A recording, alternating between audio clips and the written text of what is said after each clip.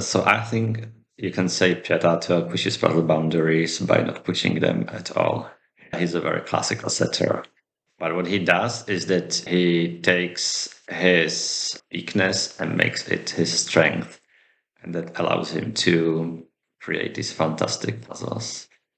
Yeah. And he's fearless. That helps as well.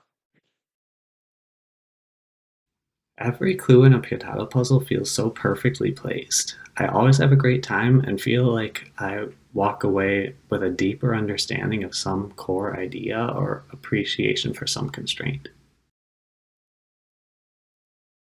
A lot of very intricate break-ins and always a really enjoyable solve.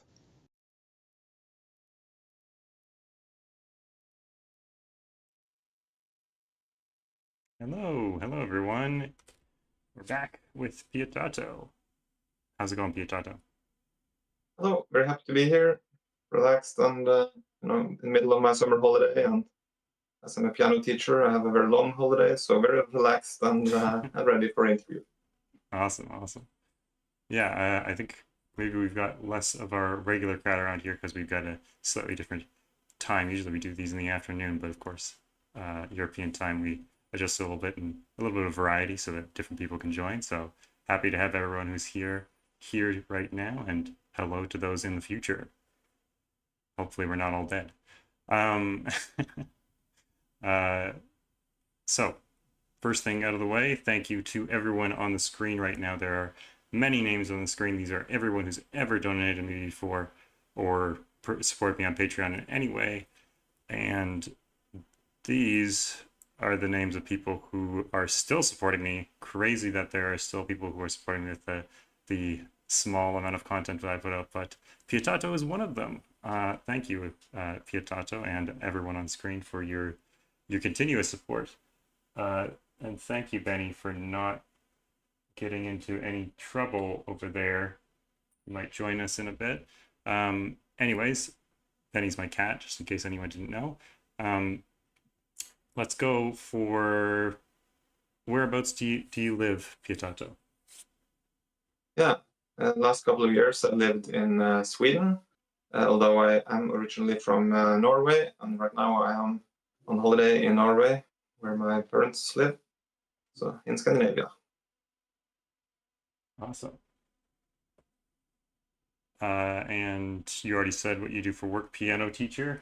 How do you like that job? Yeah, I'm a pianist and a piano teacher, so sometimes perform in different occasions, and sometimes, or most of the time, I teach the piano to kids or adults or different people who wants to learn how to play the piano. So and on the side, sometimes I do like some random stuff for the music school I work for. So every now, like this spring, I've been playing chess every Friday on the school. So basically, I've been earning a few money on just crushing people's egos and their every Friday there. So yeah, that's it. Getting paid to play chess. That's awesome. Yeah. Back to the piano for a second. You said that your camera right now is, or your iPad is on a stack of this thick piano score books. What's your favorite score book in there, or even score itself? Yeah, I mean, the biggest book I see lying under here is also the one I think is my favorite here, which would be the second part of the complete collection of Beethoven's piano sonatas. So there are some extremely amazing masterpieces in there. Or I even think I have another edition of the same pieces lying on top of it. So those are the best. Nice. Do you have a favorite score from there, or? I think it goes between Opus 111, which is the last piano sonata he wrote, which is just sublime masterpiece with very, very dramatic and passionate first movement, and then the most heavenly, simplistic, beautiful, but then like eventually not very simplistic, but extremely beautiful second movement, and then that's it. But also there's the Hammerklavier Sonata, which he wrote a bit before that, and I think it took like, I don't remember exactly at the moment, but like 20 years or something before someone actually performed it, because it was just so huge and complicated. And but when you get to know it, it's just the most magnificent piece of piano music out there. So really good. One day there's going to be a puzzle that will take 20 years for someone to solve because it's just so complex and beautiful. Yeah. I mean, at least Luta's Castle in the Sky has taken me a few years so far, and that's just building up the courage to try to look at it. So maybe 20 years for me. Yeah, that'll be the one. Yeah. Oh, I had a follow up and I can't remember what it was. Okay, that's okay. Do you have any hobbies or interests outside of puzzling and obviously piano and obviously chess we've mentioned? So anything other than those, or cover the big ones? I was quite obsessed with chess from when I was around 20 years old for almost, I think, 8 years, and then I just switched to Sudoku. Although I'm kind of like I still play a lot of chess. I just feel like I don't play chess, so it's still quite a big hobby for me. And then also I like to go cross-country skiing in the winter, which is an important part of the national identity of a Norwegian, of course. And I think yeah, I like to run sometimes, and yeah, actually like a lot to make Indian food from scratch. So I almost exclusively eat Indian food for dinner. Oh yeah. Yeah, but that's the main hobbies, I think. What's your favorite Indian dish? Yeah. Amongst yeah, I like the really spicy ones a lot. Yeah. So on my favorite Indian restaurant, there's a chili chicken recipe that is extremely tasty, I think so. Nice. Yeah. Do you have any pets? No. No pets. Are you more of an outside person or inside person? Definitely inside person. Although of course I do like cross-country skiing, but that's yeah. Other than that, I like to stay inside and just solve puzzles and play piano. Do you do your running inside? Sometimes, but in summer I usually go outside to run as well. Nice. Yeah, winter running is another beast in itself. Yeah, can be cold. Yeah, my lungs can't take it. I can take the cold, but my lungs cannot handle the cold air. It's just too much. Yeah, I see. Are you more of a morning person or a night owl? I used to be more of a night owl, but this spring my sister got a baby, so now that I'm an uncle, it feels like I've grown up and become a morning person. So now I wake up much earlier all of a sudden. Don't know what happens. Grown up by association. Yeah, don't know. What? So obviously there's the piano part to your name. What is it? Piano and potato, or is it something else? Yeah, because just when I had set my first puzzle and I was gonna publish it on Discord, I thought that okay, now is the time to change my handle, because until then I just used the username that they gave me in university, and I thought I should have some more catchy handle. And then instead of actually thinking about it for a long while, I knew that my puzzle was kind of inspired by a puzzle by Spartacus. And so I thought I could as well just also use some vegetable as part of my name. So I'm playing the piano, and well, in Norway we like to eat a lot of potatoes, and since potatoes is used for any kind of Norwegian dish, at least in Norway, you can say that you're a potato, and it means that you're useful for a lot of different things. And at this point, I thought that now I have quite a lot of hobbies or things that I do. Yeah, so I could be used for quite a lot of things. So I felt like it. Also, it's got kind of a pompous sound to it, but then as you hear piano and potato at once, it feels very silly at the same time. So Yeah. I kind of enjoyed that it wasn't too serious. For sure. So I just went for that. Yeah, that's a great story. Do you have any unusual skill or talent? Could be something related to your hobby as well. Um, I'm quite good at whistling, I would say. You My want to demonstrate? little sister, taught me how to whistle when I was maybe 5, and she regretted it a lot very quickly. And I whistled all the time until I don't think I've started whistling less really after started to play instruments. So What is it like, the duration of the whistle or like the intensity? That's impressive. Or both. I mean, at least I think I'm not in that good whistling shape anymore, but I think I Okay. had a very decent control over the sound, of pitch and Right. vibrato, and I think I could whistle fairly well for only just whistling on my free time without any goals. Do you So, have what is that called? Like perfect pitch or like perfect tones? Do you have that kind of ear? no, No? no, just a good, a decent relative pitch. So, but not a perfect pitch. So I think perfect pitch is just like a good memory of how any single note sounds like. So to some extent, most of us have like partially, like not exactly perfect pitch, but that you can hear, okay, that's a high note or that's a low note. You have like, you can feel, you can remember the difference between a very high note or a very low note. But of course, perfect pitch is just a very accurate memory in terms of like different pitches. Yeah. And I don't have. If you were to be interviewed on a different topic, which would you choose? And probably something related to music or piano, I would think. Is there anything that you're Maybe, passionate? Sorry, go ahead. yeah, I mean, maybe something related to piano technique, or I don't know. Yeah.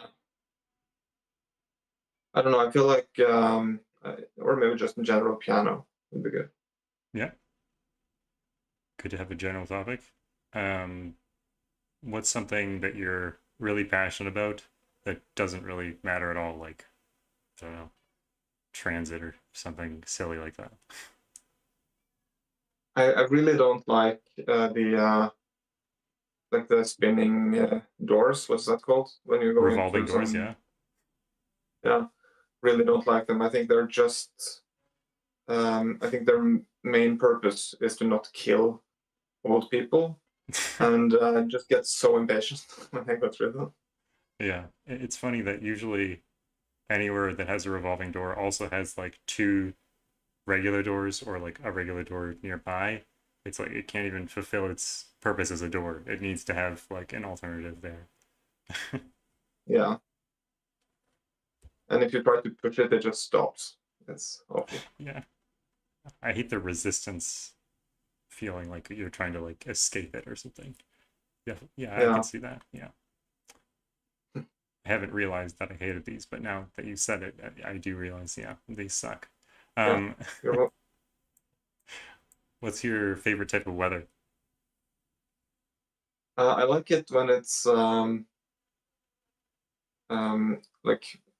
around -5 degrees Celsius and snowy outside. And I mean, at some points it has to snow, right? For I want there to be a lot of snow so I can go skiing. Although when I go skiing, I like it if it's sunny. Yeah. So Yeah. combination is good. Exactly, yeah. And if it's too cold, then it would kind of freeze and be a little bit too slippery. So, but also, Yeah, and if it's cold, also it's harder to go skiing because the snow becomes slower somehow. yeah, So, yeah, not as powdery. Yeah, yeah. If it melts and then freezes again, then it's annoying to try to ski on it. better for skating Yeah, or so something. if it's too soft, or if it's too cold, or if it's too wet, it's not good. But most other ways, I like it. Mm-hmm. All right, let's go for puzzles now. We can come back to some other things, but for now, let's talk about the first puzzle that you ever set. Yeah. Yeah, I mean, no, I don't hear you, but where are you talking? Nope, not talking. Okay, Feel free I to will. talk. Yeah, no, I was at that point. I can first start with some preamble here. That I was. I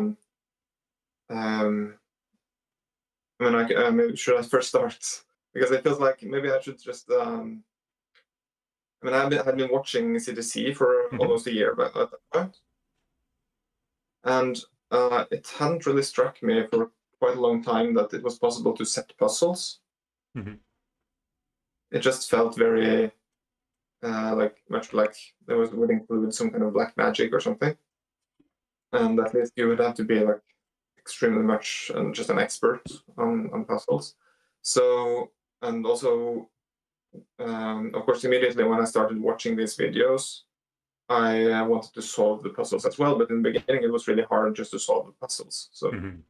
but eventually, I tried to solve 2 puzzles a day. The puzzles that were included in the CTC videos, and I think in the start of the year 2021, I think for 2 months straight, I think I managed to solve all the puzzles. And then I was thinking that okay, now I actually can solve puzzles pretty well. Maybe I should try to set something because at that point, some people had made setter videos as well. And then suddenly you realized that it was actually people, and the people setting these things were just normal people that just liked to invent puzzles. So I thought, okay, it should be possible. And after I had been really excited to solve some puzzle by Spartacus, that was called, I think, Wheel of Arrows. Yeah. It was some set break-in arrow puzzles that was disambiguated, I think, with some little killers. And after that, I thought, okay, because well, the main thing with that puzzle was that it used a different set than Pistomephel's ring. And so I thought, okay, could I use a third option, like a third kind of ring that isn't the Pistomephel ring or the ring that was used in the Wheel of Arrows? And so I sat down and tried to make a break-in that used that third ring. Mhm. And yeah, this is the puzzle that you see on the screen. I think it's quite a decent puzzle. Like the break-in works very neatly, and I think the 15 clues works quite nicely. But it's a bit dated. It was like around that time. It was very common to use little killers to just disambiguate everything. And I think the 31 and the 35 clues are very just mundane min-max clues.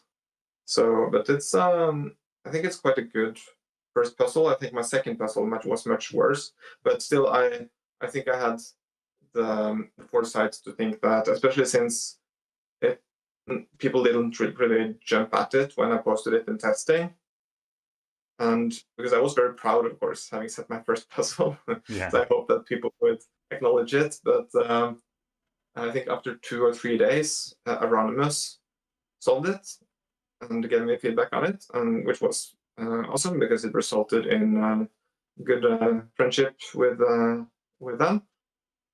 But I think I thought that okay, probably this set that I thought about isn't that uncommon, and it's my first puzzle. It cannot be that good, so I just posted it in the Discord archive and thought I would just try to make even better puzzles or just continue trying. But I think it's a fairly good first puzzle, I think. It's good to be proud of your first puzzle for sure. Yeah.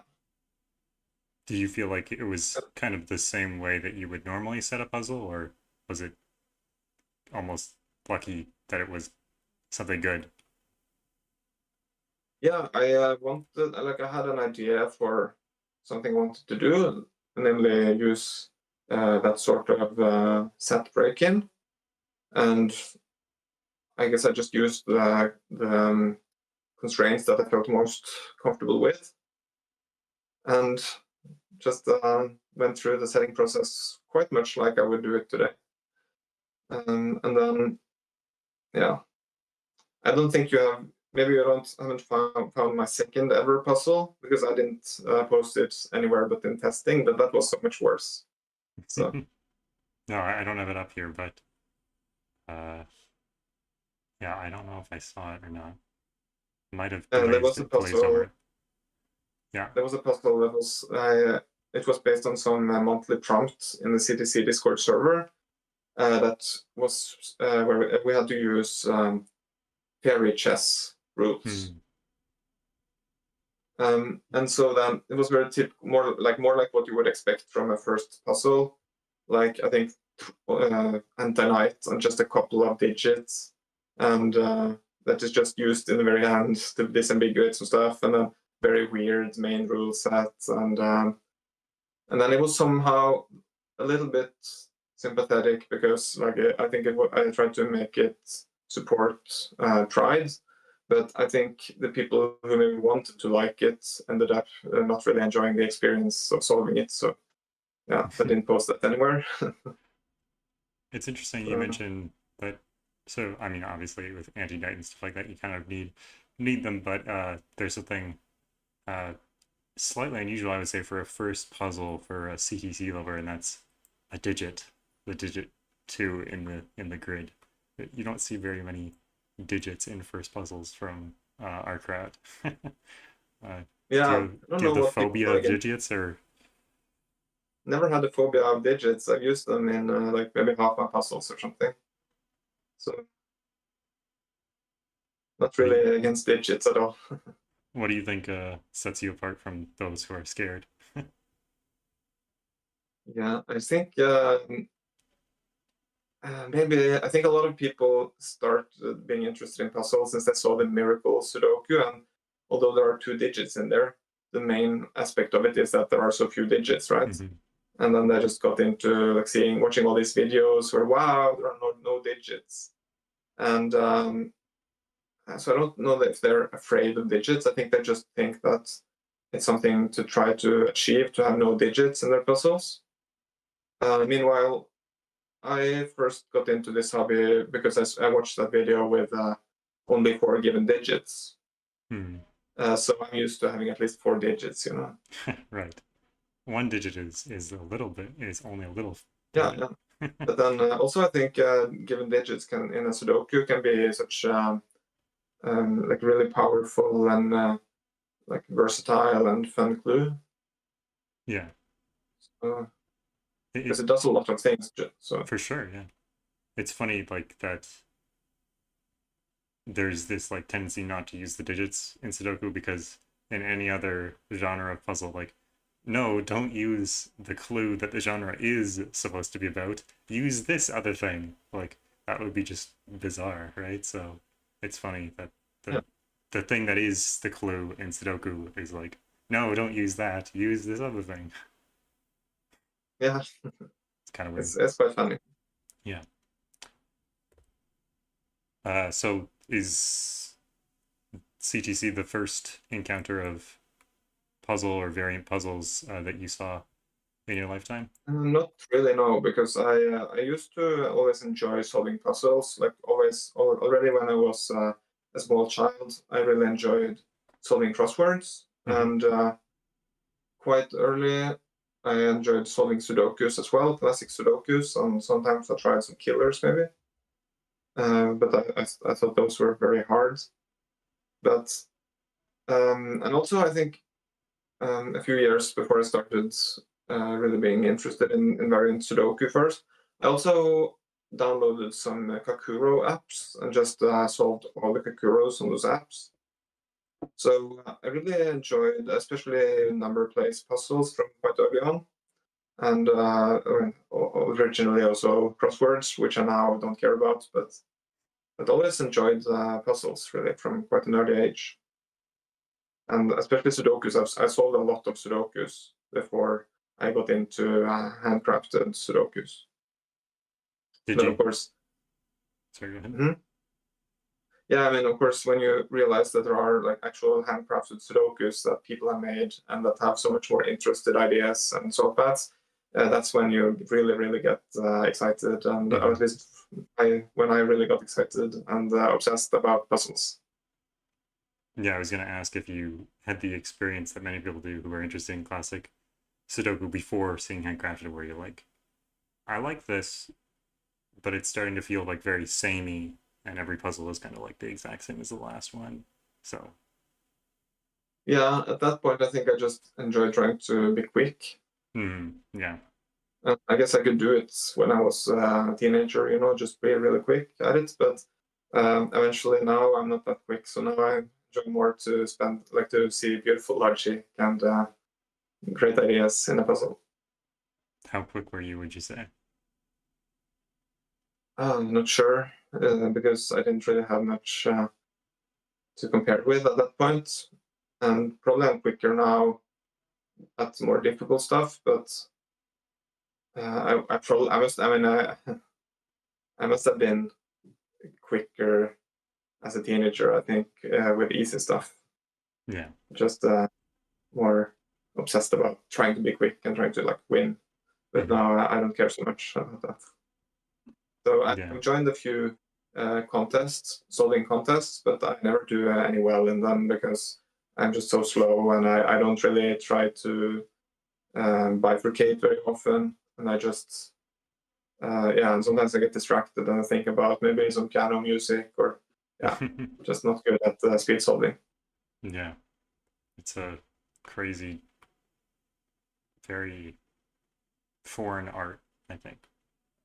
Yeah, it just seems so hopeless as well because like placement wise, I haven't been doing that badly. I think I've been like in maybe at least one round in the Sudoku Grand Prix. I think I've been top 100, but it's just such an extremely huge gap up to the people who are really good. Because if I manage to solve maybe 7 out of 13 puzzles in 1.5 hours, the winner usually solved all the puzzles in less than 1 hour. So they're just so incredibly good at it. Yeah. Yeah, I mean, if you've watched that CTC video about Tantan Tai, is that her name? Tantan Tai? Yeah. Yeah, that's just, I don't even know how you can move your hand that fast, let alone think about the digits that quickly. It's like less than a second, and there's like 5 digits. Yeah, I don't think you think at that point. I think you just feel where the numbers are going, and I think also that you remember very clearly like where the different pairs are, or where like it's just super clear and in your brain, the whole board, and like I don't know, it feels like it's something else that they're doing than what I'm doing. I'm thinking too much, I think. Yeah. Yeah. I should have asked this before we got into puzzles, but did you ever compose music? Not anything outside of what I've done in school. I guess that kind of also plays into what Faluta is hinting at in the intro. That I'm not like he says that I'm pushing boundaries by not pushing boundaries, because I think I'm not really inventive. So, but I feel like I'm quite creative, but more so in terms of as an interpreter. So also in music, I don't really have an urge to sit and improvise or compose music very often, but I really enjoy interpreting things in new ways. So also in puzzles, I feel like I'm rather interpreting than inventing stuff. I've almost never truly invented something in puzzles. Just I don't know, just maybe found some new things now and then, if anything. in rule sets that already other people have been using, or maybe found some inventive way to combine some rule sets. But yeah, not really that inventive, I think. I think you might be being a bit humble. I mean, a lot of what people are doing is what you're describing. So, Yeah, I don't know. Also, I stress that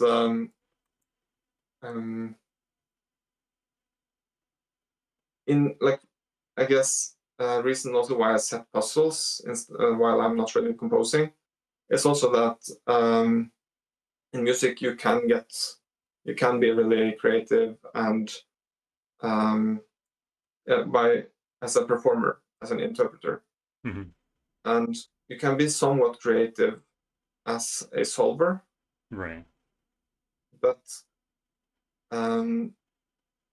I think it's better. I mean, you can be much more creative as a setter, even if you don't really are inventive, which I'm, as I said, not so much.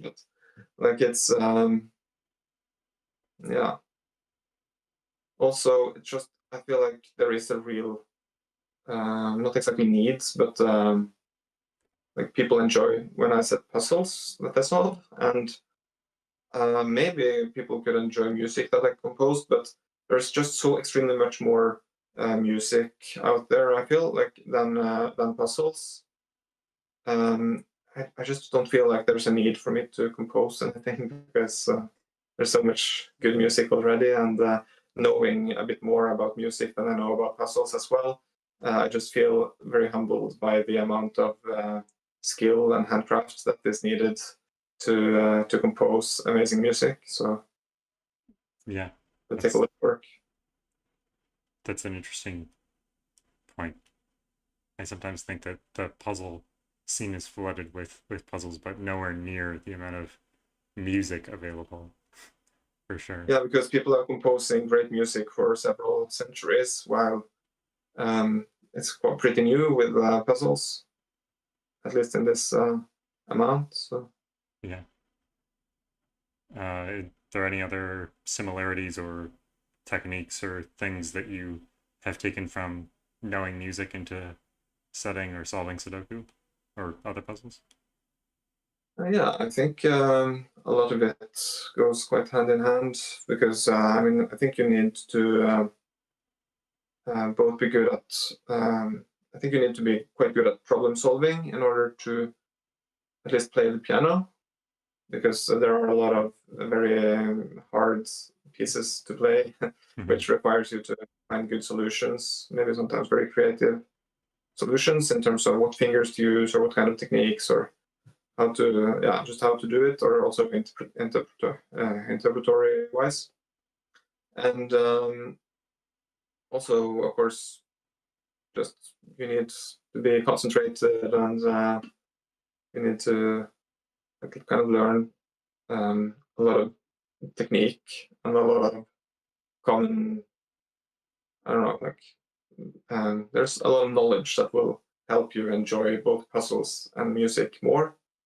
I also think that in terms of setting puzzles, it's quite useful to be a music performer, because something that of course you need as a performer is to consider the audience as well, like be empathetic with them and kind of try to perform the music in a way that is understandable for people listening, and that is presenting the music in a way that people can enjoy, even if it's the first time they hear a certain piece or something. And I think it's also useful to try to consider when you set a puzzle, you mean that, like, if you mean it for people to solve it, then you need to be also empathetic with the solvers and try to make sure that not having seen the puzzle before, there will be a way to find logic that you have intended people to find, and that it will be like an enjoyable, fun experience throughout, and with a certain kind of form and flow to it, like in a piece of music as well, usually there's a specific form, right? That Right. makes a nice like development throughout the piece and makes it fun to experience it. That is not completely erratic and just random stuff happening and then just something silly in the end just to finishing it off. Like I feel like that is the same in music. That I mean puzzles that you can have a certain form to the puzzle. It could be like a grand break-in and then like a smooth journey towards the end, or it could be some easy break-in and then like some major steps throughout, or just like like a lot of small steps throughout the puzzle. But I think like it should be kind of a clear flow or shape to the puzzle, which would make it then more enjoyable to solve it or to experience it. Yeah, I think the telegraphing piece that you're talking about, the like empathy towards the solver, is one of the hardest things to learn how to do. Do you have any tips for our audience on how you build in the communication to the solver between each step? Yeah, I mean, first of all, I think it's always good to just solve a lot of puzzles and then try to think how are other people doing this and okay, how do I usually think when trying to find some heartbreaking. So general, that's what I'm doing, solving a lot of puzzles. But also, I think it's important to just not or to not be afraid of making it too obvious because I don't think it's ever too obvious. If people quickly find it, then it can be still fun. Yeah. So yeah, and so something that will be a good idea often is to, of course, just create something that looks like a pattern, like something that is symmetrical or follows a sequence or has some kind of pattern to it. Because as humans, we are amazing at spotting patterns, and if something looks more like a pattern than anything else, we would like our attention will be drawn into that. And so, if something looks like a pattern but it gives you nothing, it will just feel like a red herring immediately. Right. Yeah.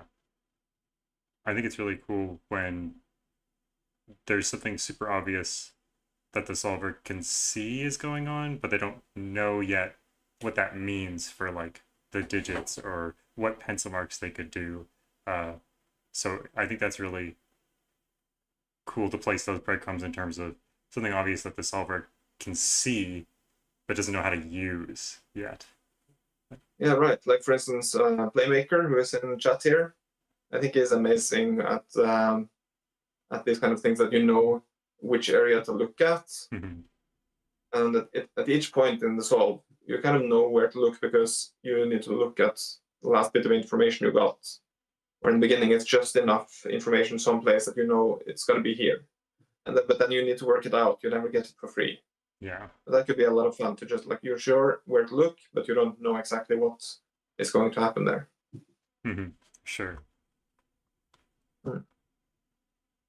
And but it could sometimes be fun with other things. Like other people, like some people just like to sit and look for stuff, and then they're happy when they find stuff. Or sometimes it's just some amazingly beautiful idea that is worth looking at it for 3 months. But in general, I think it's good to telegraph well. Yeah, so maybe we can talk about that for a second. I think you're definitely one of the strongest proponents for those brutally difficult puzzles like Faluta's Castle in the Sky, where it takes you months to figure out where on earth you're supposed to look or what you're supposed to look at. Like, what makes those so beautiful despite maybe not being telegraphed as well?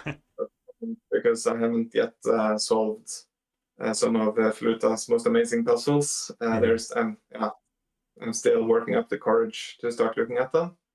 But and also, so I mean, there are a lot of puzzles that I know I will love when I solve them. I just haven't got the courage yet. Right. But I think it's just the immense satisfaction of learning something new or like figuring out something that you didn't think maybe you would be able to figure out, or just it's just that huge endorphin rush when you finally get the aha moment, and everything starts to make sense, and you get rewarded by making progress, and feeling good about yourself, proud. So, but of course, it's different puzzles for different purposes. So if you don't have a lot of time, then maybe solve something easier, or if I mean, it can be really fun to just speed through something as well. But I think it's really amazing to solve these very hard puzzles if you can, because yeah, it's just so it's not just that. It's also just the concept of someone conceiving this idea and then managing to make it into a beautiful puzzle that is solvable very cleanly, just if you can spot the logic. It's just also something that we need these days with so much focus on AI and what the computers can do. We need to just consider what can we do as humans, and what kind of beautiful things exist out there. So we're talking about solving for a long time. Isaiah asked a question about setting for a long time. So he asked, why do you take so long to set a puzzle? Which sounds quite aggressive at first, but I don't think he means it in that tone. Why are your puzzles so spaced out?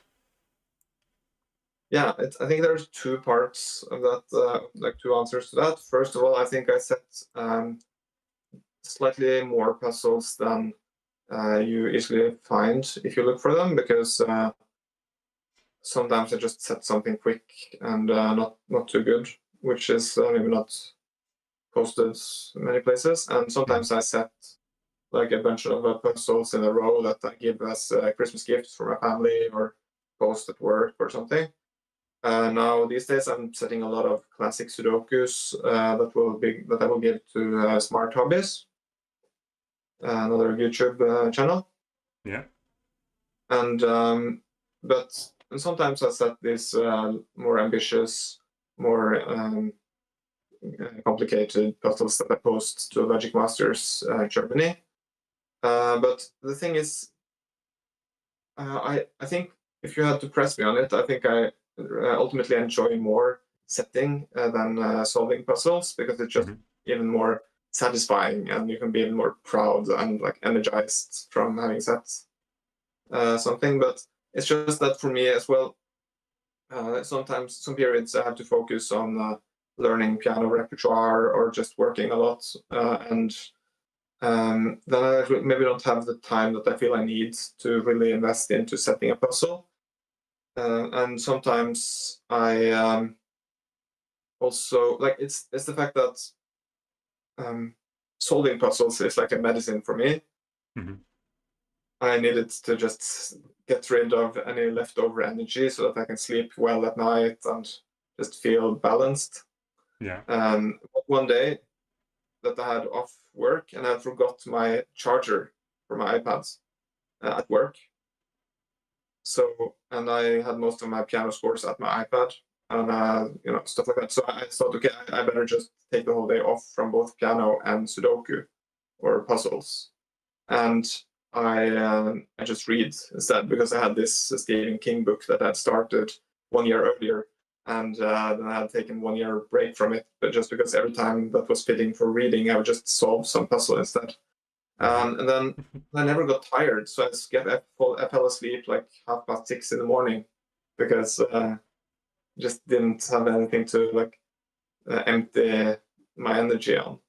And it's the same when I set stuff, really, because then sometimes I'm a bit slow at getting started, but when I am started and get into some kind of flow, I just get increasingly obsessed about finding good ways to continue the puzzle.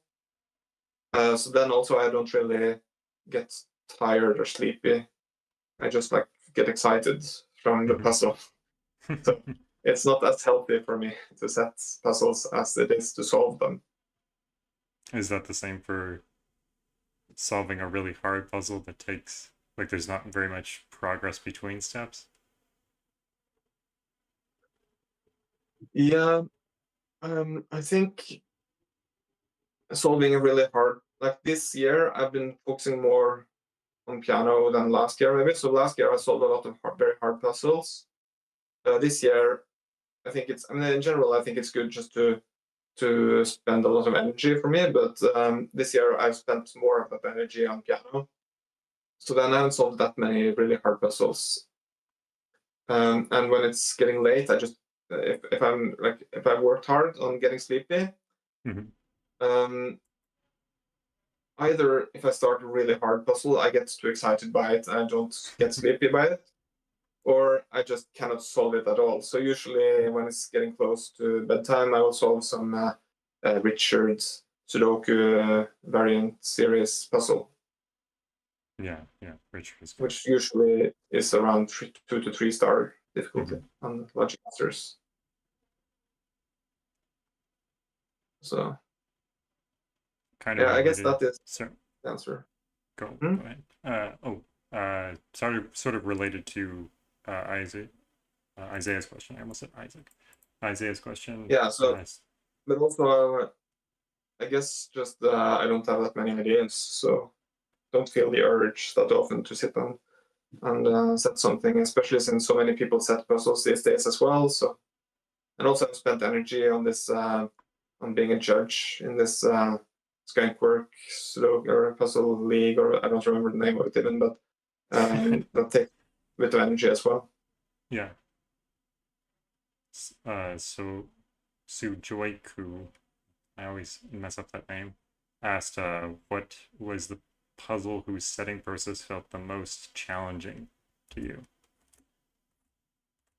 Yeah.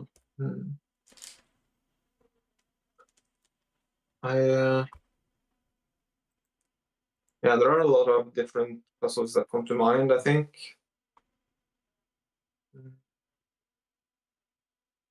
Even just one of my easier puzzles, Rotfeste, with Norwegian name there, was quite tricky because it took me a lot of time because I had an idea, but it just took me a lot of time to find a nice way to implement that idea that would still lead to a nice solve path after that, and to find some good clues to finish off the puzzle there.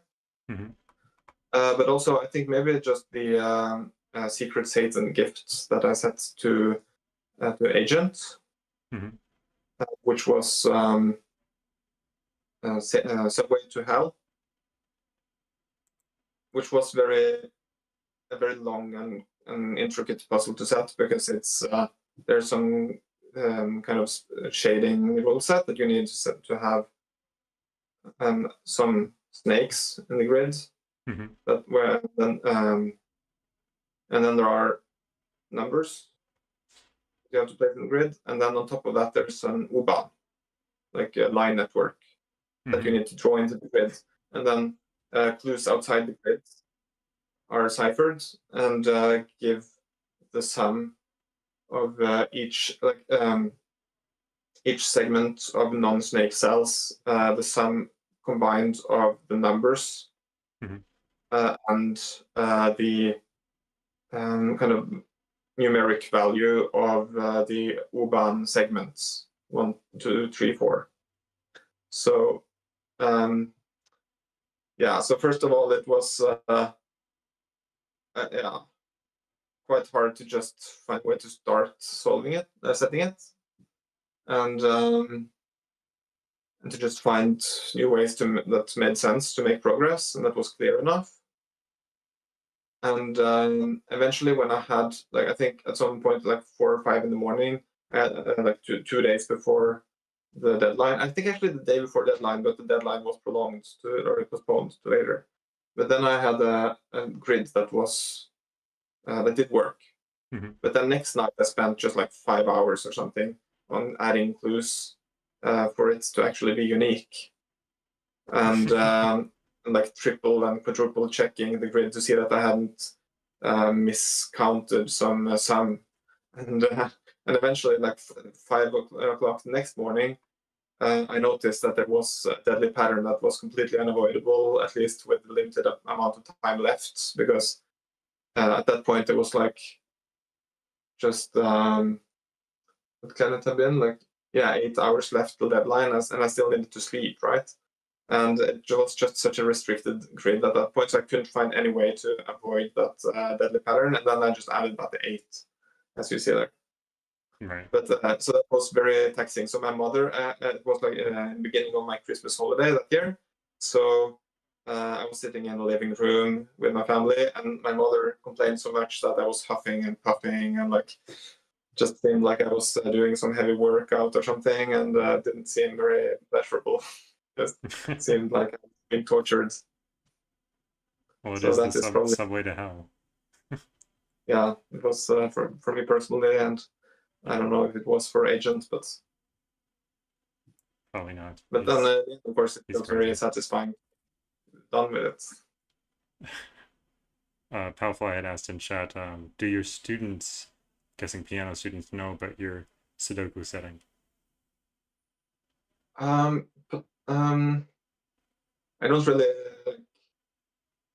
mention much of that to them, but there is I have often hung up some classic Sudoku or something in the cafe in the school, so they might notice that one and just add like I don't know, like they might slightly know that I'm into puzzles, but not much more than that, I think. Mm-hmm. But I mentioned it to my colleagues that I'm very interested in puzzles, obviously.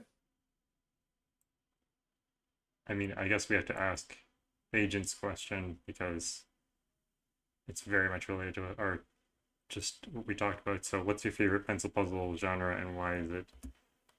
Uban is the correct pronunciation, right? Am I pronouncing that correct? Yeah, I think that's correct. Although I'm not German myself, so yeah, it just means subway in German. Mm-hmm. So yeah, that is my favorite genre, and it is because it is the best genre.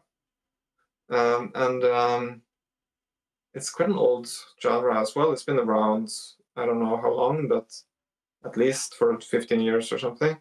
And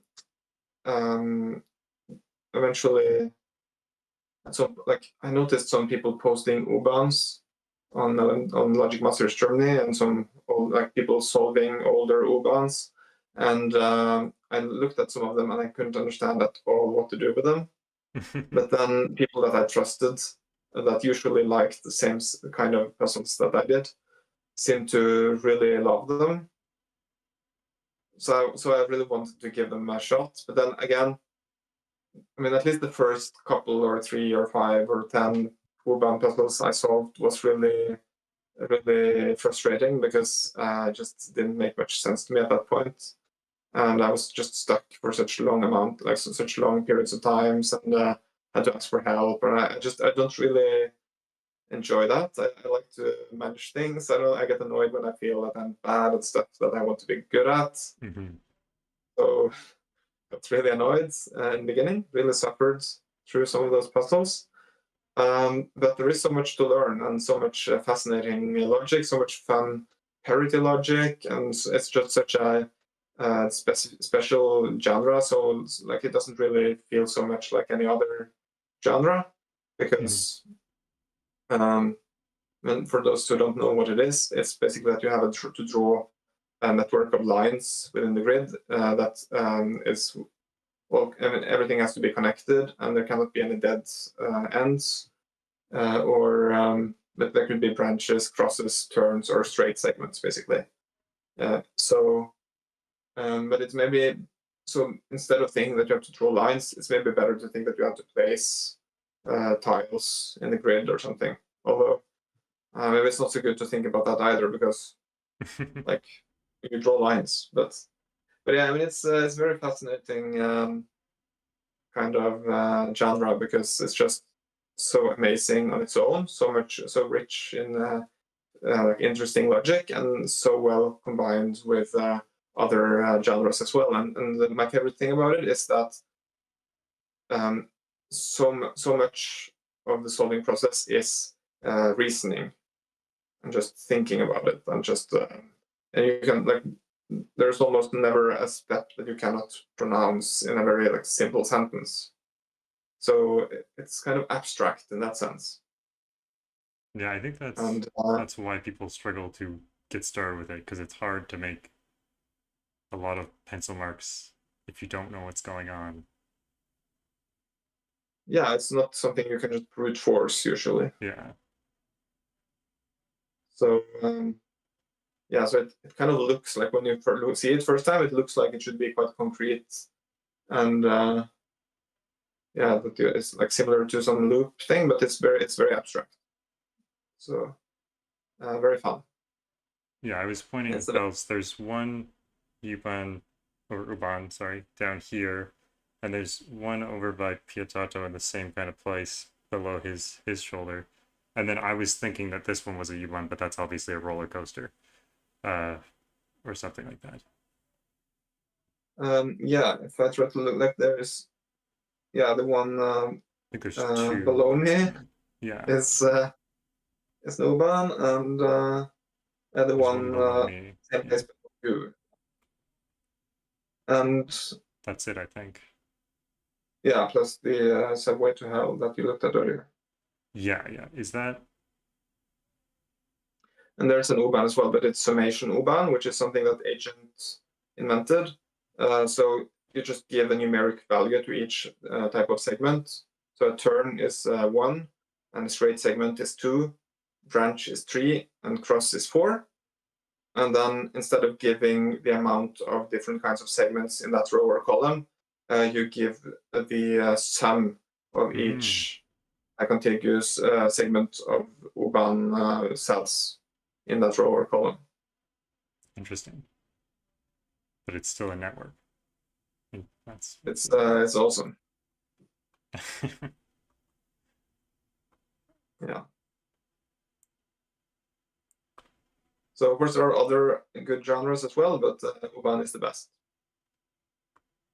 I guess Agent's other question makes a lot of sense to ask now as well, since you talk about getting started in Uban, which is honestly your description of getting started is what I feel like everyone feels when they start Uban. But getting started with non-Sudokus, what made you want to start solving and setting them? Yeah, I think maybe this is what Filuta meant in the intro there, when he said that I make my weakness into my strength or something. That when I started out setting, I usually only solved Sudokus and or Kakuros, and I felt very confident with sums or with like just number place genres in general. And it felt very uncomfortable to solve other types of pencil puzzles because I was just so bad at them in comparison. And it just didn't feel that much fun then. So I thought for a little while that maybe Sudoku is just better, or that I just like Sudoku more, or that I'm just better at finding logic that has to do with numbers.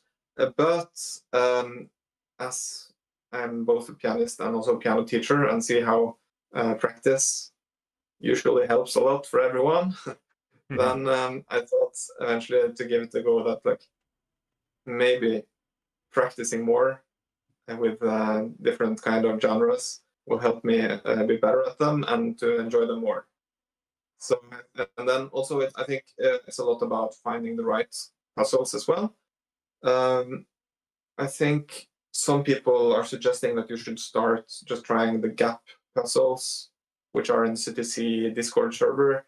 There are like genuinely approachable pencil puzzles being posted every day.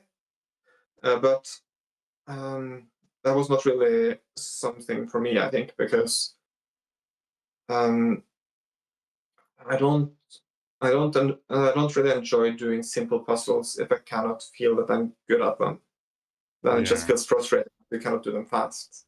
So instead, I just eventually started to try out puzzles set by setters that I knew I liked, that were harder hybrids often of different kinds of genres. So maybe like some loop genre combined with cave, or yin yang combined with some number place, Philomeno, I don't know, just different kind of genres. and yeah, and then that became quite fun. And eventually, I joined these different gift giving events. Mhm. For instance, I have I think one I'm thinking about now was 2022 Secret Santa. Then I was the Secret Santa for agents. And then he is very good at asking for what he wants. So he asked for some, like he said that he enjoyed, the intricate pencil puzzles by the likes of KNT, Jesper, Magnus Josefsson, etc. Wow, And what a also request. Hmm? What a Yeah, so request. it's Jeez. like joining one of these events is a good way to push yourself into like out of your comfort zone a bit, because that was the final push for me to finally try to make something that wasn't a Sudoku but that was intricate and fun. And then I made the one that is named similarly to what KNT used naming his puzzles. It's called what is it, like Yin Yang Roller Coaster something, and or maybe Roller Coaster Yin Yang Cipher, and yeah, made a very intricate rule set for that. With, I think the outside clues can be one of 3 different types of clues. So you don't know if the outside clues are for shaded cells, unshaded cells, or for roller coaster or roller coaster segments. So yeah, I had so much fun setting that, and just realized I really enjoy setting these kinds of more epic puzzles where you have a lot of more control over the solve path, and it's just so much more a journey rather than just like a big break in and then just like solving the rest of the puzzle Mhm. after that. Yeah. So I didn't stop after that one. Tried to continue setting puzzles like that. I really enjoy that. What do you think is the main difference between, say, setting a very intricate variant Sudoku and setting a very intricate pencil puzzle or hybrid pencil puzzle? I mean, of course, it depends a lot on which genres you use. And I think something that specific for, like at least something that is true for Sudoku is that the regions in the Sudoku makes it very restricted, so it very easily just resolves, and it also makes it more easily just breaks. So Right, yeah. the process can both be quicker, but also sometimes more frustrating. But so I know some people try to work against that, and they try to make the solution path as long as possible, despite it being a Sudoku. But and sometimes I've done something like that. But I think it's nice to just make it what it is, just something that gradually goes faster, Mhm. because it can feel good to just get that constant like increase in speed throughout the puzzle. Well, it's hard to And stop the boulder of Sudoku. It just, like, as soon as you get some traction, it just keeps rolling and going faster and faster. So, yeah, and I think one person who managed to actually make this is amazing at prolonging the solve path in a Sudoku is Playmaker. But often when you have like try to prolong solve path, it will just feel a bit frustrating towards the end. That okay, isn't it still just is it falling apart yet? But I mean, it can be done very well to like yeah. But often it is its nature that it will kind of fall apart like that eventually. So with other genres, of course, often there is less restriction. I mean, it doesn't work exactly in that way usually, but it varies. Some other genres can be like that as well, I think. yeah, for sure. Yeah, I think loop genres are very different than setting Sudoku Yeah, in that way. Yeah, there's not. yeah, yeah, and I think when I started setting more with loop genres, I think first of all, I think also slightly that the Secret Santa is involved in this, because 2021, for some personal reasons, I didn't manage to like invest that much into the setting then, but I got as my Santee score, who has this great work on sloops, simple loops, and I felt like he didn't really get as much as he deserved. So later, I don't know if he has solved those puzzles, but at least I tried to make more use of loops to kind of honor him or them. But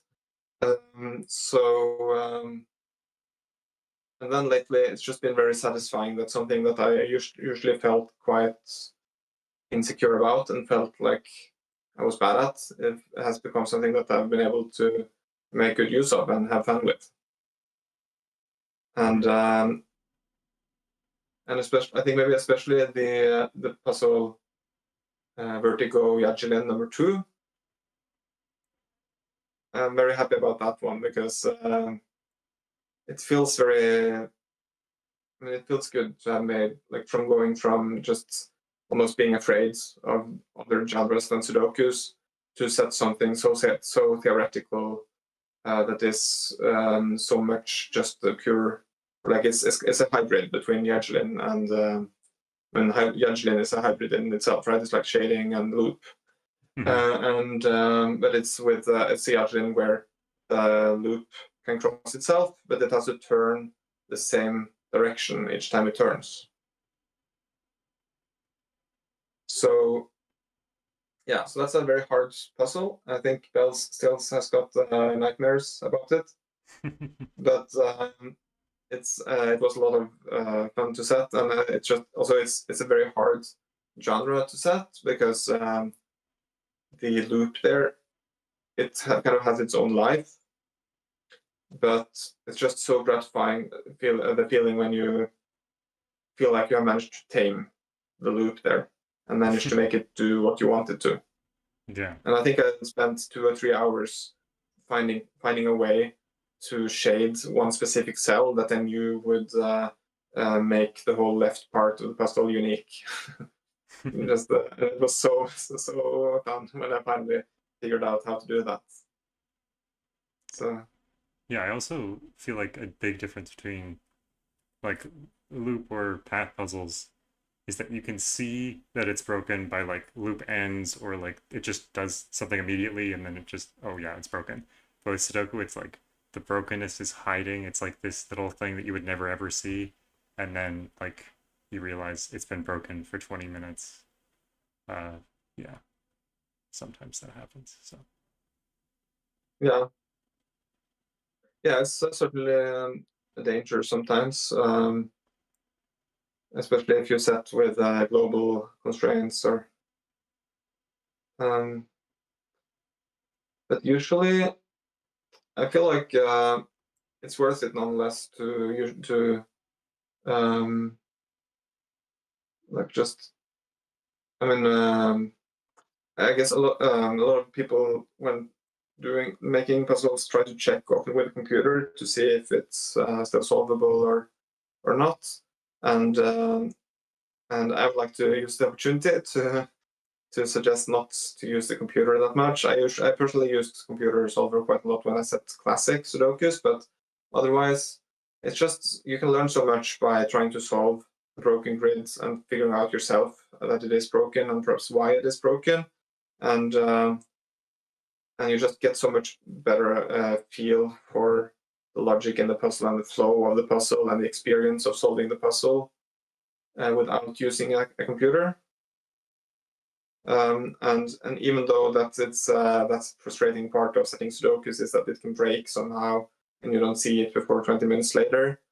I think that's like part of the fun to to feel that frustration, but then eventually overwin it, hopefully. yeah, I think our conversations have been very around this question, so let's ask it before we already answer it. Aaron Anonymous Or anonymous? Anonymous, I think, like anonymous, Okay. but Gotcha. Okay. Do you think your setting style has changed over time? If so, why? yeah, especially a little bit after the beginning. So, because in the beginning of my setting, I didn't really consider so much that I should telegraph stuff because I thought Yeah. then it would be too obvious.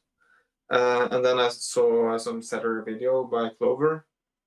She said that it's nice that, or like I'm paraphrasing, but it's fun that people things are just not too hard but charming. Like Right. if things are fun and charming, people won't complain. So, and I think right before that as well, I had posted some killer diagonal killer Sudoku, which people really didn't get because I was too ambitious with my theming, and the solved path was just there. It had horrible flow and some extremely nasty logic, close to just bifurcating, I think. So a couple of people enjoyed it, but most people didn't. So I understood. Like after that, I focused so much more on just being gentle and like trying to make sure everything was fair and fun throughout. That it was like a good experience, not just some kind of art to hang on the wall, but like a good game to play.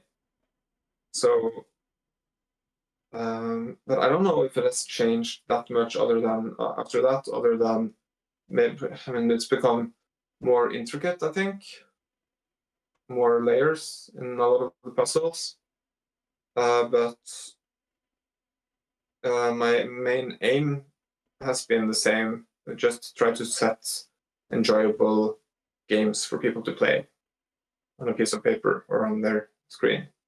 So yeah, but it's hard for me to tell because I'm just setting the puzzles.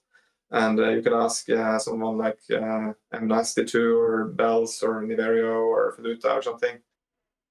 People who have solved most of my puzzles would probably have a better answer than me.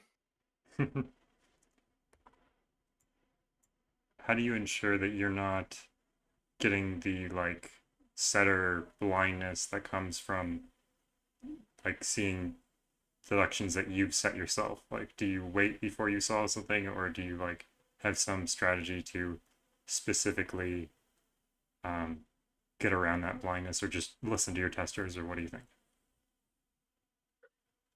I usually don't care a lot about the testing process. Usually I'm happy when I'm done with with the puzzle. I usually never change my puzzle afterwards unless there's a mistake, because I tend to trust my own judgment quite a lot. I think maybe I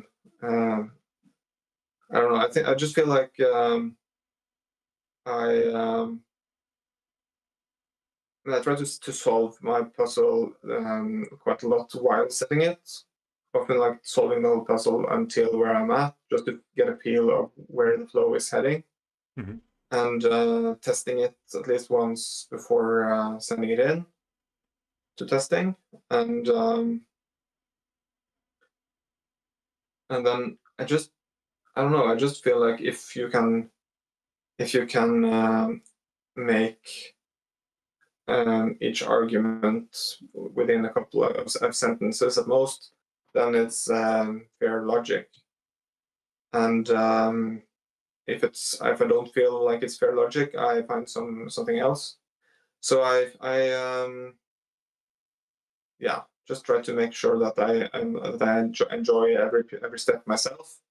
And if it is hard to find, I try to make sure that the rewards that comes from finding it is big, so that people will get really happy when they find it. So I think that's part of it as well, that it should be like if you have to work harder to make some deduction, the reward should be bigger as well. Right. Okay. YOLO1997 asked a question in chat. Do you have any tips on how to improve the puzzle solving and develop the skill or aptitude for it? Any books or resources? I don't think there's much of a shortcut other than solving a lot of puzzles and then asking for help if you get badly stuck, because sometimes people might have good tips, or just maybe watching some videos of people solving a puzzle or similar puzzle, or yeah, because it takes time to develop just a good intuition and like knowing different types of normal logic that happens in puzzles, and yeah, it takes time and effort to develop skills, of course. Yeah, and you're already doing the right thing by chiming in to a stream. I think it's helpful for learning to chime into those solving streams and say, like, I think this is where we should look next. Like, yeah, subscribe to Memrister's channel and watch all the videos there, and you'll be an it's expert very in a good day. And also other people. Yes, yeah. Have content on this. There's a if you don't know other YouTube channels, and you know, I don't know how you got here, but there's a on my channel there's a list of various puzzle solvers YouTube channels that you can check out. I have all the ones that I know of, so and I would recommend any of them. So where am I? When you're testing your puzzles, are you looking for any bypasses, or do you not care if there are like other ways to solve the puzzle as long as there is one way that you like? It varies. For instance, now that I'm setting some classic Sudokus, usually I care a lot about not that the main step, that most people will find that and not something else. But I know some people really obsess about finding ways so that every alternative step is extremely hard, like almost impossible. But I'm usually happy if the computer solver that I have available only sees my main thing, or doesn't see my main thing and doesn't know how to progress. Because usually there are several ways, but if you have telegraphed the main step well, and it's a reasonable step, and there's nothing else that is very reasonable or easier, then usually people will find what you intend. So, but other than that, like I try to watch out for bypasses for sure when I have some very fun logic that I want to showcase, because yeah, I want that to be necessary, but I don't want to be a freak about it. I don't want to obsess over it. Just try to make sure it's like by far the most reasonable logic to find. Yeah, for sure. Sujoiku had asked another question about killer Sudoku. So they said, your polar attraction is one of my all-time favorite killer Sudokus. Thanks again for this amazing puzzle. What is the most important factor for you when setting a killer puzzle? And I think they mean killer genre, not just like you set a killer puzzle, you know? Yeah. Yeah.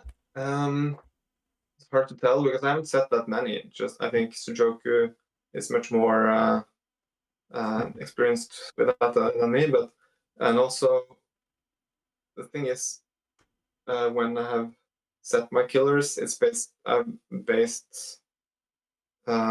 usually have an idea from another puzzle that I've just used in a killer instead. But then when I set them, I guess it's just the same. I have the same goal as in any other puzzle, that I want there to be some crisp and fun logic in there, and then to that it solves nicely and in a fun way after that. And I guess if I were to set another killer Sudoku now, it would either be something easy that I would give to my family or to my work colleagues or something, or I would try to make it some like fancy, nice, like intricate break in and some smooth solve after that, probably. But I'm not sure. I usually don't get that many interesting ideas, so I don't know what happened with that polar attraction puzzle. That was kind of Also, that was kind of funny because the nicest way to solve it I wasn't aware of before someone tested it. So that's an example of Happens, somewhere yeah. where I'm very happy that people found a bypass to my less attractive logic. Mm-hmm. It's almost embarrassing to like have the puzzle path that everyone usually would take not be the one that you were thinking of. It's kind of like, Yeah, I mean it's kind of funny because people praise some logic that I didn't spot myself. It just kind of Mhm. happened by some accident, yeah, whoops. and it feels a little bit undeserved to get Yeah. any praise from that. Absolutely. Are you the kind of person who would, choose a cage total right away, and then see how that one does, or are you the kind who like would do like this will be in this range, and then I'm gonna choose that total later? Yeah, I know, for instance, Mixo likes to just use ranges like that. Typically, I've been just using totals, and because typically, like usually, you can quite early on get some nice logic from concrete totals, I feel like, or concrete clues. Either if it is, but sometimes, of course, when I set Japanese sums, then I just start with knowledge that okay, there are some segments there, but maybe I don't fill in the exact clues, exact sums before it's strictly necessary. Yeah, yeah. So it's could be both ways, but I think relatively often I'm quite early with writing in the exact sums. But even when you make a classic Sudoku, it can be very important to keep it flexible and just mark with colors where you need some digits to be in order maybe to take away a cell from take away some place from another candidate, or to create a certain kind of geometry or something. Yeah, So I and then definitely later you useful can to. decide.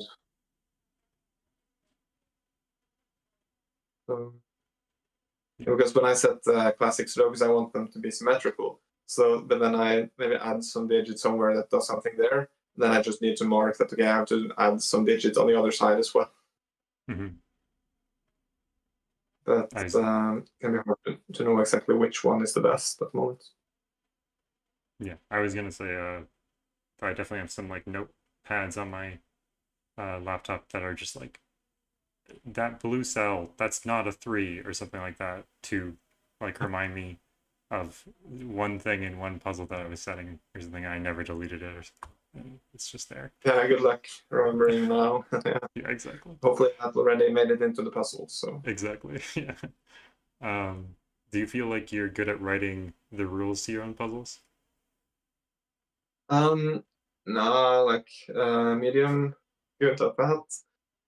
I feel like I've got some complaints, or like at least from, I mean, there are some people that like to just go in and try to help improving the writing, of course.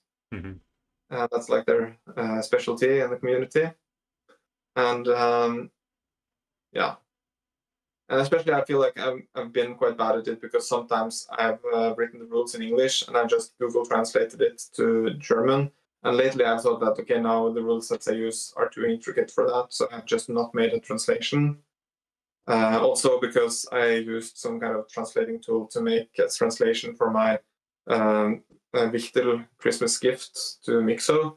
And it was such a bad translation according to him. So after that I've just posted things in English. But I think also that you don't need to be extremely accurate all the time if people, because usually the puzzles I set are solved by people who already have solved other puzzles with those rule sets.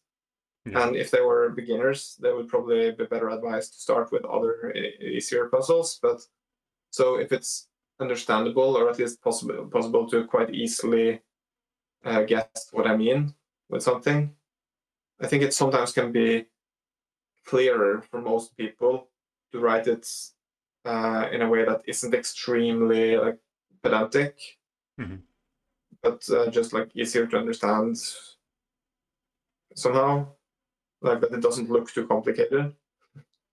Yeah, for sure. I Not understand sure. what you mean. That of course it's important that, I mean, it is annoying if you try to solve something and you're unsure about half of the rules. So it is important, of course, to be very accurate with them. So I try to do my best, but Yeah, it's also, and I haven't got things. yeah, sometimes the pedantery of like, oh, you need to add this to the rules is kind of redundant because, of course, no one is going to be looking at these rules without the puzzle in front of them. So they already kind of know that thing because the clues are in the grid in a certain way that it wouldn't make sense that it was something else. Right. Yeah. So if people understand what to do with the rules, then it's good. Like, it doesn't need to be some kind of mathematical accuracy, according to my understanding. It's just need to communicate decently enough what people need to do. Then again, of course, I'm a musician, so maybe people that are scientists or mathematicians or something would have different opinions. I know, for instance, that Philuta really dislikes or at least isn't happy with the most common OBAM rule wording. So Interesting.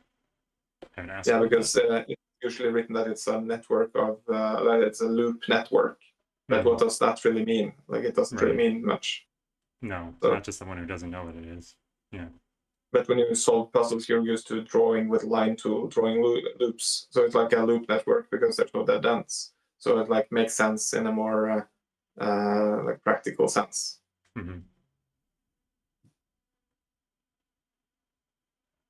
And that's fine for me. How would you describe your own style if you had to say it in a few words? Yeah, very hard to do because not great to use at using just a few words, and I'm not probably the best person to describe my style. But I do at least think that I try to usually, even if there are several layers, I think the premises are usually quite simple. And when there are interactions between the rule sets, usually they are quite direct and simple. So there aren't too many, it's not too cluttered with different, like with some exceptions, of course, but like usually not too cluttered with different things to consider, but rather you can dive a bit more deeply into the matter that you have at hand. So other than that, I guess I usually try to have an enjoyable game-like experience in a puzzle, that there is like a good flow, and that it is a fun experience solving it. It's like, shouldn't be some kind of scientific thesis. Shouldn't be some like just filling out exercise. You should discover something maybe new that you didn't, or like understand something that you didn't understand before, and have fun and just enjoy a game for a certain amount of time. What do you think about the more video game-like features or innovations in puzzles like Fog of War or like dynamic fog, stuff like that? What are your thoughts on this? Yeah, just having said that, I think puzzle is a game, then I don't really enjoy those because I also like the simplicity of just the grid or the whatever it is that you fill in with digits or lines or colors. That you can use pen and paper, and or just pretend like you're using pen and paper, and that there aren't some sudden like party hats in the corner or something like that, and or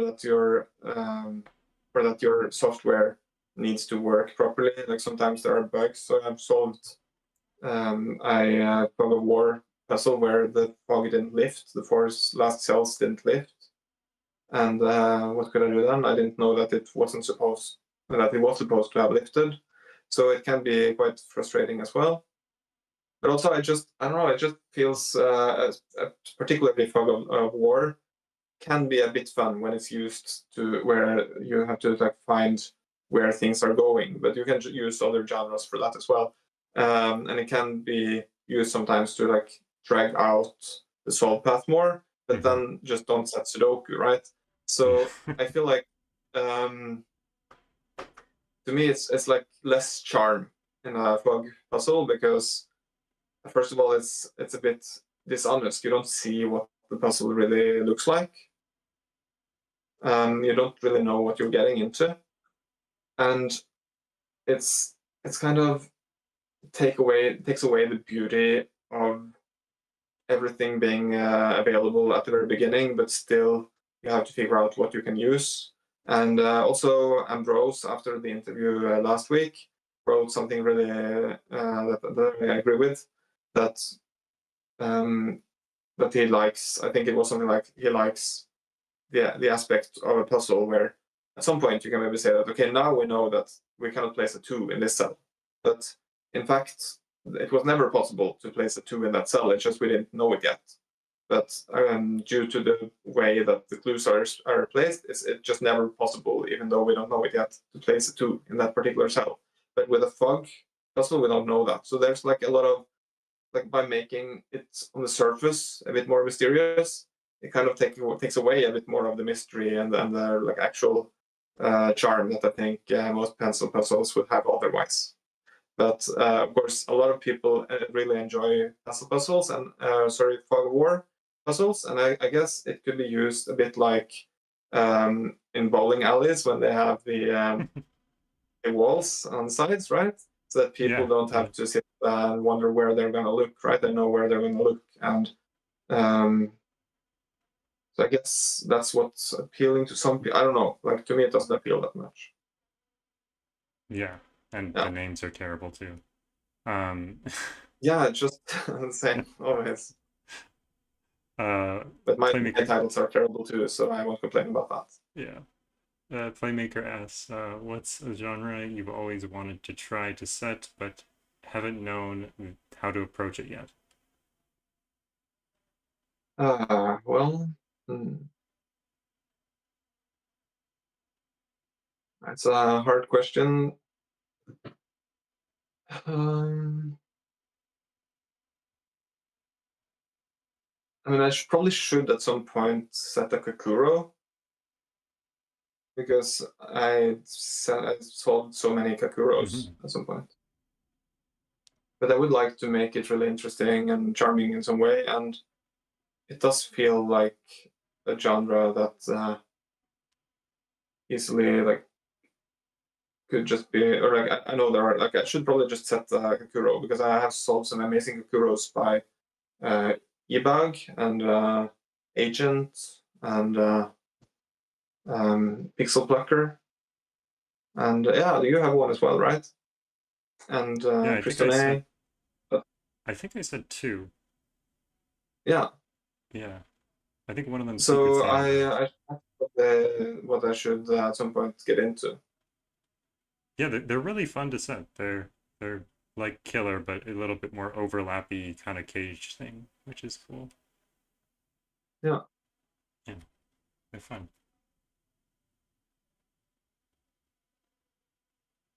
Do you have any puzzle regrets, or puzzles you wish you hadn't published or sent to testing? Yeah, I mean, I did mention the one killer, diagonal killer that I I like what's called took it away from my LMD page because I didn't fit. It wasn't very good. So I guess that's mostly it, though. Just had way too many people being annoyed at me with that puzzle. I don't want people to get annoyed at me after they have solved the puzzle. Maybe before they solve the puzzle, it's okay, but not after. Are there any setters who you look up to or inspired by, or you feel like your style is similar to or emulating? Yeah, I mean, obviously, I've been very inspired by a lot of people. Just Luta, of course, for the sheer invention and like depths of like amazing inventive logic in his puzzles, and evidently I am really in love with all of Agent's puzzles. Because usually when I've been judging the puzzles in that league, I give him very high points. So and it's anonymous. So it's just that he sets amazing puzzles. So yeah, because it's just very ambitious in making really amazing puzzles. Both like, I mean, in the way I want to set them, basically that break-in is nice, solution path is really fun and rewarding and joyful, and ending is very like it doesn't like it just continues until they find some amazing way to end the puzzle as well. So just I feel like I sometimes have some of that persistence towards the end, but just combined with how prolific he is setting so many puzzles is something that inspires me as well, because I wish I could have the energy and creativity to set even more puzzles. I just don't. But also I think maybe, yeah, also like Chris Tonnet. Now he's been a bit less active maybe the last year, but we set a puzzle together last year, the double crosser deconstruction, and it was just so much fun working together, because I feel like we're quite similar setters and solvers, and we have maybe some small weaknesses that we can complement each other on, because he is better than me at getting into a puzzle, and he was the main chef behind that opening. And I am maybe slightly more persistent towards the end.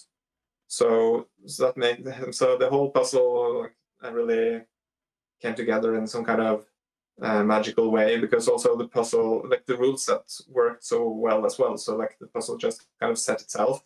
Unfortunately, it evidently doesn't just solve itself. It's a bit brutal, but it was so much fun to set.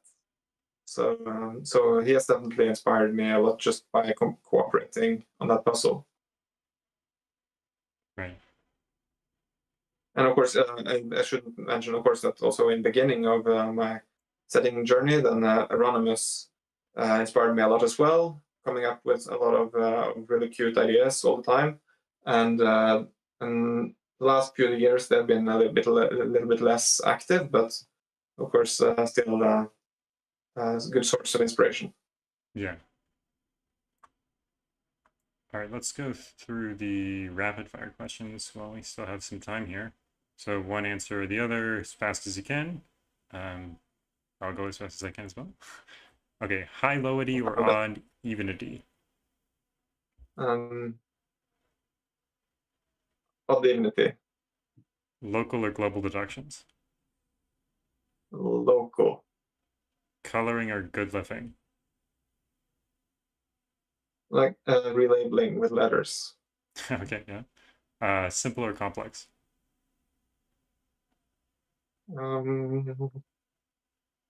Complex. Favorite digit to dance to? I don't know, I like to dance. So no.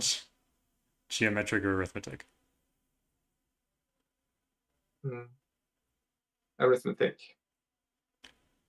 Penpa, F puzzle, Sudoku maker, or something else? Penpa. So much better. Sudoku or pencil puzzles?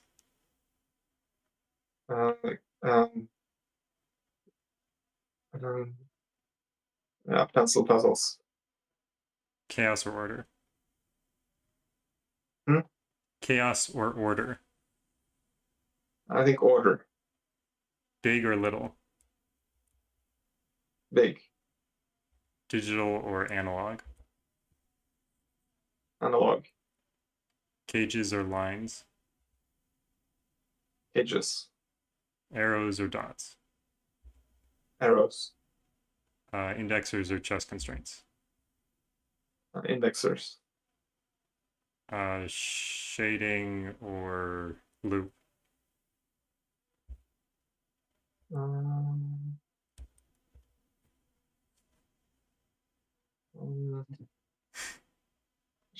Shading.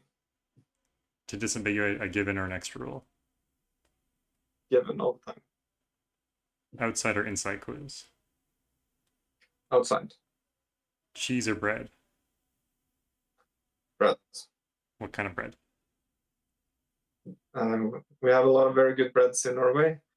We like them with a lot of like darker bread with like whole grain, and not just like with rye, but with like wheat or all kinds. So we have a lot of amazing like but my favorite is probably like some dark sourdough bread. Oh, that sounds good. Good or evil? I mean, evil if used for good purposes. Lawful or chaotic? Lawful. Okay, that's it. Why is PenPub the best? Yeah, I mean it's just feels so like for me, which spend most of my time when I'm not setting Sudokus or solving Sudokus, practicing the piano. I've kind of lived in a bit of an outdated world, right? I have an acoustic instrument I play, and I actually have most of my scores on my iPad, but I use my iPad then as if it was a book. So I like. I think it's kind of charming with something. If I'm going to use an iPad, that it still feels like I have just a pen and paper, and I do have an Apple Pencil. And when using Penpa, it's quite close to the flexibility that you have with pen and paper, and without any kind of fancy things like a computer that you can use or different scripts that I anyway couldn't install on my iPad or stuff like that. And kind of challenges you to I mean it keeps it nice and simple so that you can focus on trying to just understand what you have in front of you, and just work with it with your own brain. And then other than that, also Sudoku Pad has tended to have some bugs on my old iPad. I think due to developer not having an iPad to test things on. So while Penpa, which I know I've had issues with it when I try to use it on a Mac, but it always works extremely well on my iPad. And yeah.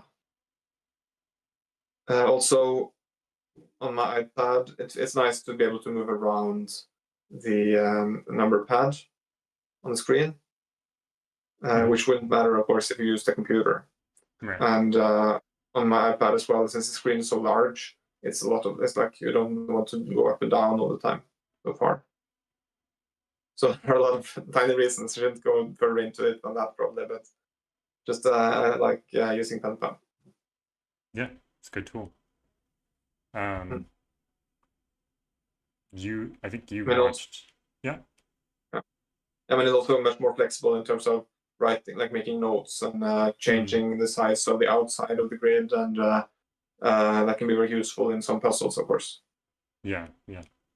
I really like that Penpa has the like dynamic size of the grid, so you could add rows or change the columns, and it doesn't reset everything in the puzzle. Sometimes it breaks a little bit, but it's gotten a lot better in terms of not actually breaking everything when you add or delete rows.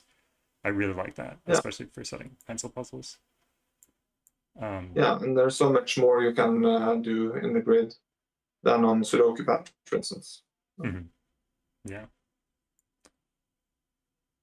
I think you've watched quite a few of our setter spotlights. Which one do you think is the most, or was the most useful to you? Like, which one did you learn the most from? I don't know. I mean, I learned from Jesper's video that his favorite movie was the one I have seen that I liked the least, which is quite funny because we seem to have very similar taste in puzzles. Yeah. But then again, Which movie I is think I that? was just 18 and watched it. It was Tree of Life, Oh, interesting. Okay. I don't think I watched but that. I was just 18 years back then. But I thought it was very pretentious. But that's a matter of taste, right? So it's Yeah. but okay. But actually, if I'm going to be more serious, I don't know. It's been very interesting to watch different interviews, and the most of what I got out of it is just to be able to get to know better different people in the community, and but I think I learned a bit from a few of them as well. Like I think just KMT just being so clear about how much more he wanted to set pencil puzzles kind of inspired me as well to get more into it. And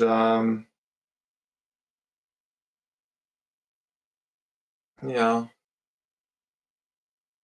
of course it's hard to remember now all the tiny things I learned from each person because eventually you just feel like you knew these things all the time. But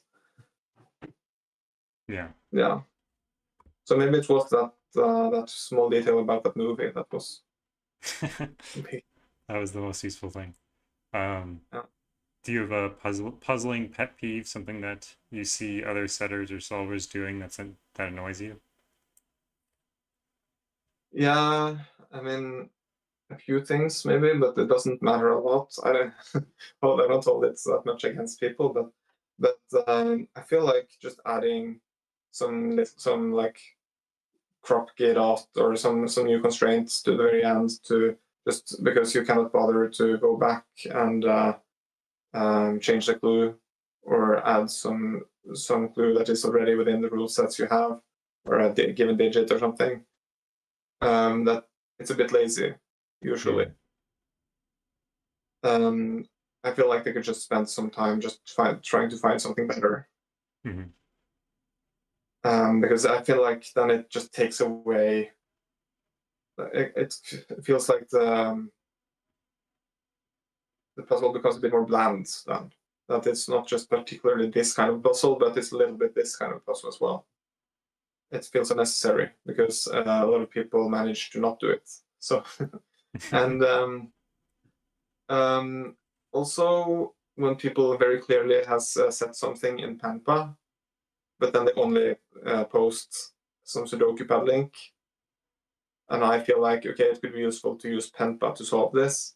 Mm. Then that annoys me a bit, but I know that most people like to solve in Sudoku pad, so it's not something I hold against people necessarily, not too much Yeah. at least. Yeah, I mean, if you have the Penpa link already, there's no reason not And to of course, post also it.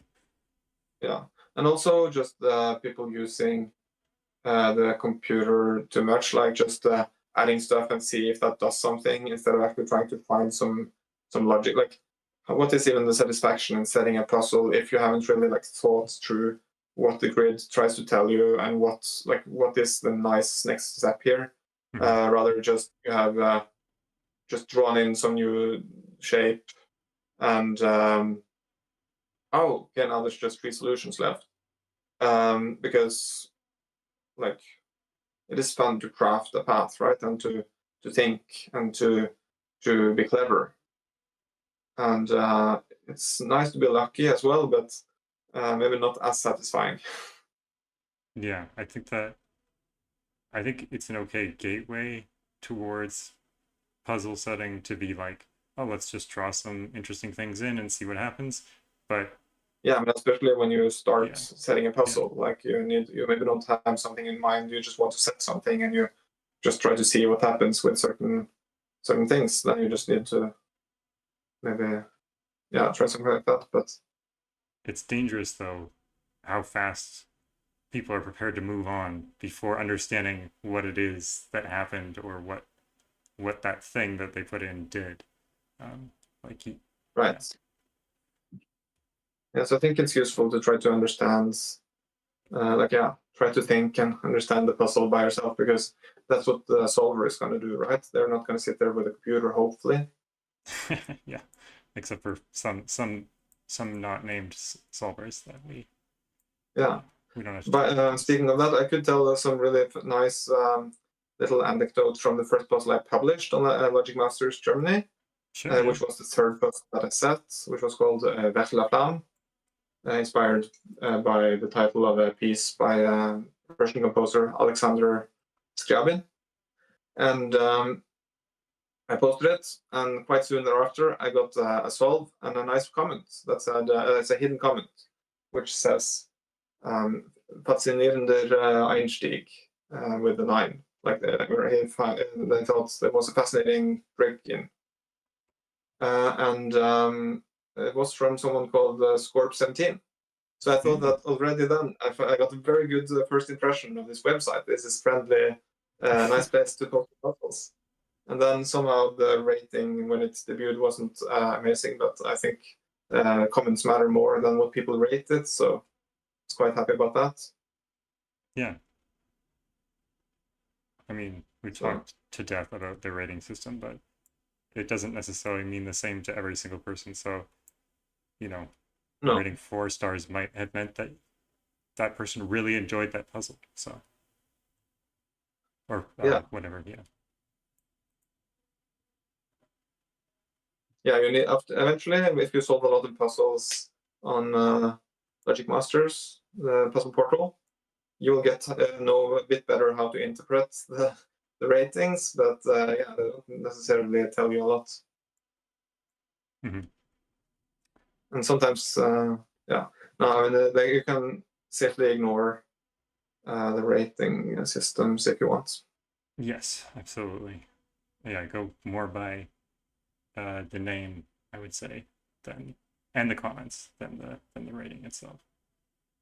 Yeah, I mean, I can do as a lot of people have done before me in these interviews, and that is to recommend people to go back in the archive there or other places on the internet and try not only try to solve a lot of what people post today, but try to see what kind of puzzles do you really like and by what setters, and delve into the archives and try to find those kinds of puzzles and solve those, because maybe that's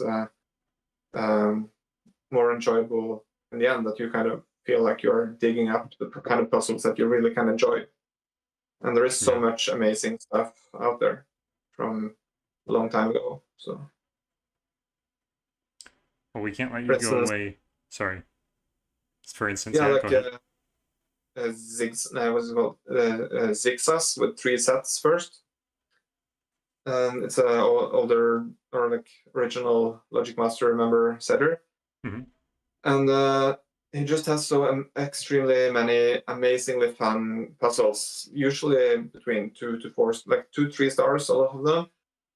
Awesome pencil puzzle hybrids, and series, and just so fun and fresh and creative. So good. That would be my main recommendation if I were to give one, to go and try, if you want to try pencil puzzles, just Zigzas's catalog, for instance, the Christmas advent calendar from 2023.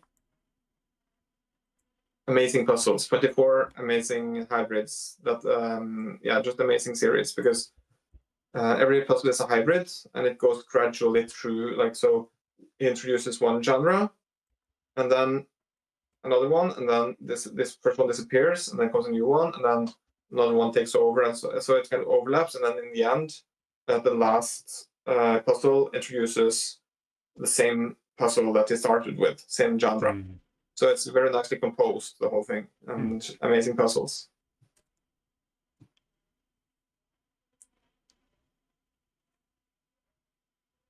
You had already said that you enjoyed setting more than solving. Would you set puzzles even if nobody would solve them? Yeah, I think so, because sometimes I set something and it's fun, but I don't like the puzzle so much, so I don't give it to people to solve. Not usually, but like it can be a fun process regardless. Mhm.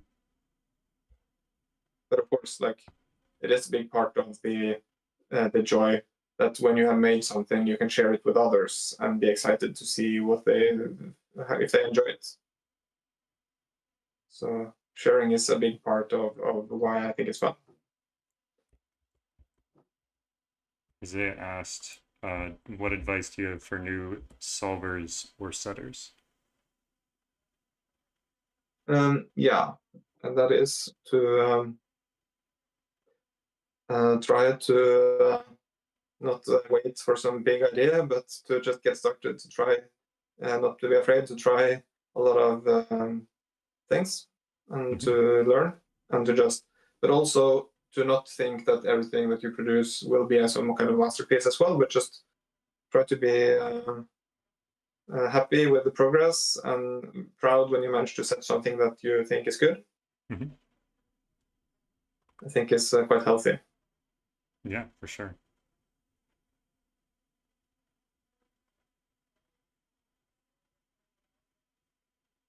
And to set stuff, solve stuff as well as setting. Like try to combine both, of course, Yeah. and not burn yourself out and trying to test everything in testing submissions. Could be a good idea as well. True. Yeah. Uh, do you find it easier to set when you have constraints, such as like Secret Santa or uh, setting competition or something like that? Or is it easier to set if you have freedom?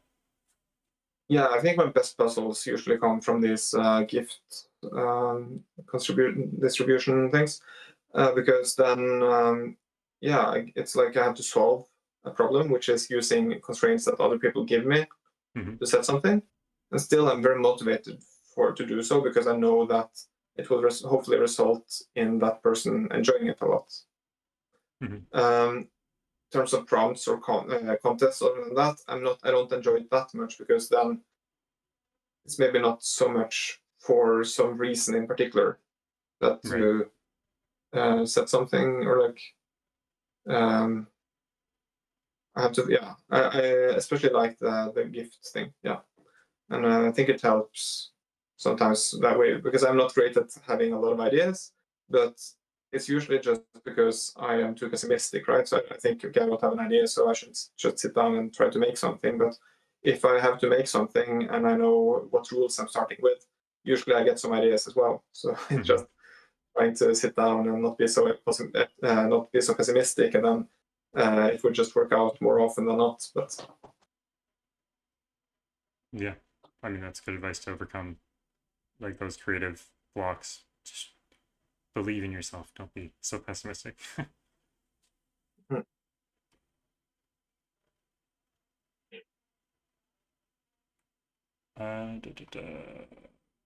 What makes a puzzle beautiful? yeah, could be several things, but at least for me, should be um, have some interesting logic and a good flow, and like a kind of a feel like it's got a nice composition to it. Mhm. That is not like it doesn't feel like three different puzzles, but like one nice little journey. Right.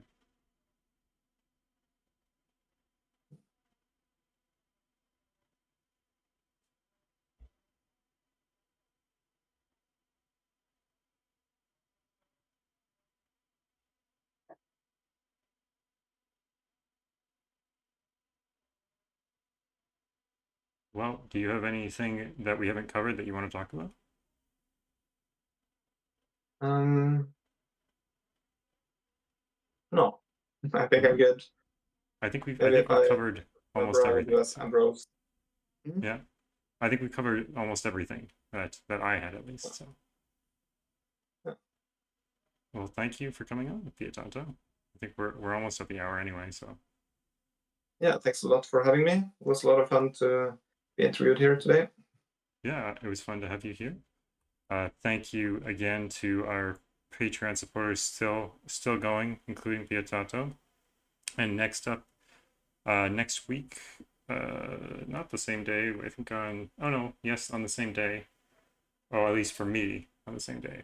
For Bill, it's the other day of the week, but we have Bill Murphy next, which should be interesting. Yeah. Yeah, I think he's setting the smoothest, most genuinely approachable puzzles that are out there. Yeah, for sure.